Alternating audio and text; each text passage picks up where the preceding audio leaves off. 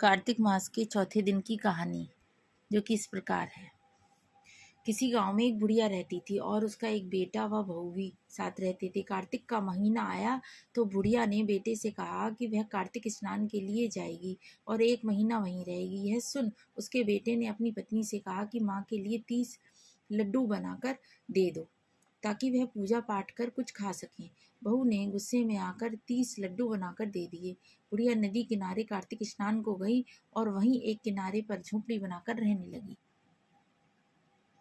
बुढ़िया रोज सुबह सुबह उठकर स्नान करती और जैसे ही एक लड्डू निकाल कर खाने लगती तो हनुमान जी बंदर के रूप में आते तो बुढ़िया वह लड्डू खुशी से बंदर को दे देती।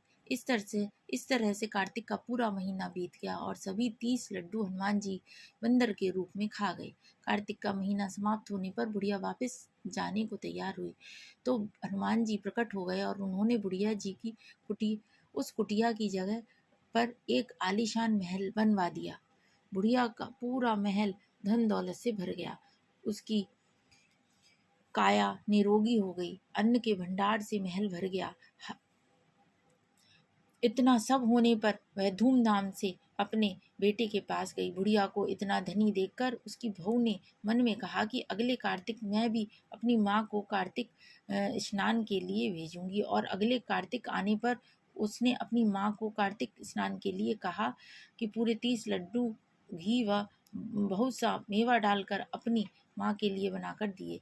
मैं कार्तिक स्नान के लिए गई माँ कार्तिक स्नान के लिए गई और जैसे ही सुबह सवेरे नहाकर लड्डू खाने लगी तो हनुमान जी बंदर का रूप धरकर उसके सामने बैठ जाते तो वह पत्थर मारकर उसे भगा देती और कहती कि इससे मेरा पेट ही नहीं भरा तो तुम्हें कैसे दे दूं।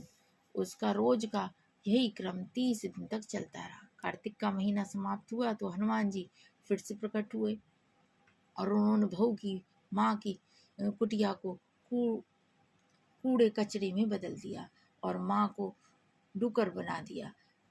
कार्तिक महीना समाप्त होने पर बहू ने भी अपने पति से कहा कि कार्तिक का महीना खत्म हो गया है, आप मेरी माँ को गाजे बाजे के साथ लेकर आओ।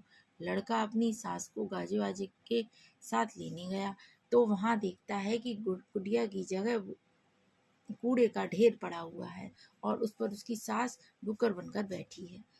लड़के को देख हनुमान जी प्रकट हुए और बोले कि बेटा, तुम्हारी माँ ने सच्चे मन से कार्तिक का स्नान किया और पूजा पाठ किया, इसीलिए ही तुम्हारी माँ पर कार्तिक देवता का आशीर्वाद बरसा था।